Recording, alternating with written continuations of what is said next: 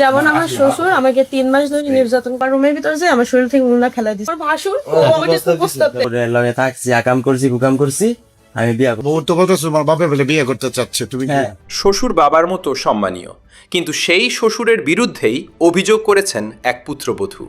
নারায়ণগঞ্জের বন্দর এলাকার এক পরিবারে ঘটেছে এমন ঘটনা।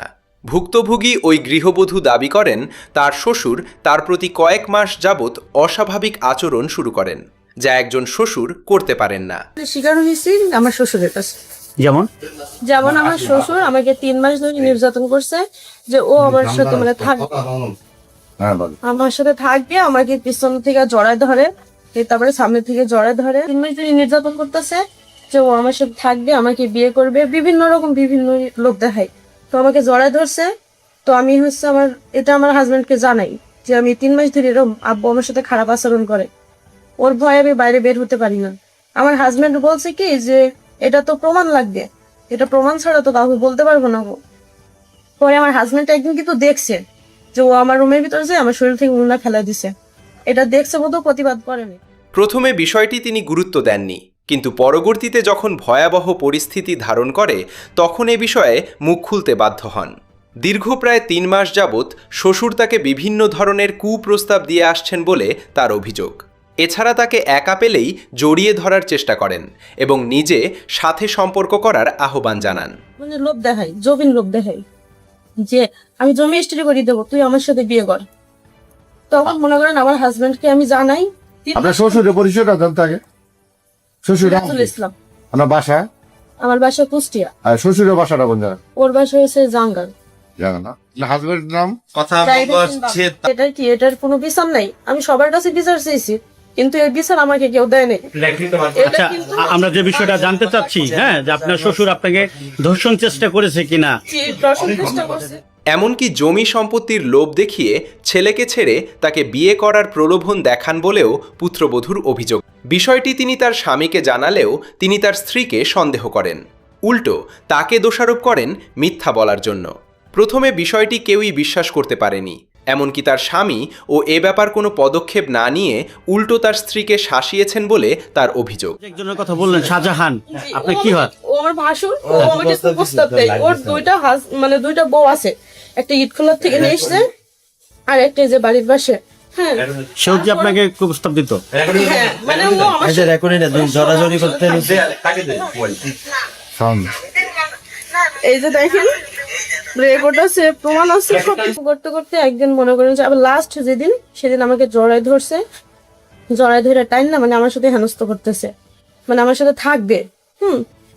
এই সময়তেই আমি মনে করেন ফোনে রেকর্ড করে নিছি, নিয়ে আমার হাজবেন্ডকে দেখাইছি।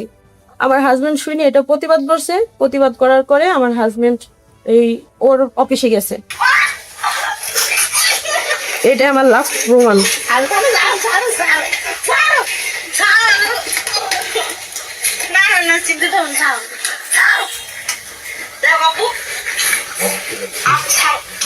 আচ্ছা, এটা আপনার কতদিন আগে?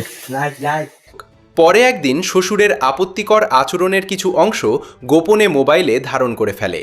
সেই ভিডিও স্বামীকে দেখানোর পর পরিস্থিতি ভিন্ন দিকে মোড় নেয়। এই ভিডিও দেখার পরে স্বামী ও এ বিষয়ে প্রতিবাদ করেন। তবে শুধুমাত্র শ্বশুরের প্রতি তার অভিযোগ নয়, বরং ভাসুরের প্রতি একই ধরনের অভিযোগ আনেন এই পুত্রবধূ। ভাসুর তাকে বিভিন্নভাবে বিয়ের প্রস্তাব দিচ্ছেন বলে তিনি জানান। তার স্বামীকে ডিভোর্স দিয়ে তার সঙ্গে বিয়ে করতে বলেন তিনি। আমাদের 3 মাস যাবত বইলা গেছে, ঠিক আছে। পরবর্তীতে আমি বলছি যে আমাদের পাশে তো এরকম যে প্রমাণ ছাড়া তারা বিশ্বাস করতো না, আমি রেকর্ড করে, ঠিক আছে। পরবর্তীতে ফোনে রেকর্ড করছে, রেকর্ড করার পরে আমি বাসায় কেউ বলি নেই, ঠিক আছে। পরবর্তীতে যেদিন লাস্ট করছে আমার বড় ভাই কুপ্রস্তাব দিচ্ছে, ওই দিন বাসায় বলছি, বলার পরে আমাদের লাঠি মাটি নিয়ে তাড়াইছে, তাড়ানোর পরে আমাদের বাসা থেকে বাইরে করে দিচ্ছে। এই ঘটনাকে কেন্দ্র করে পরিবারের মধ্যে উত্তেজনা বিরাজ করছে।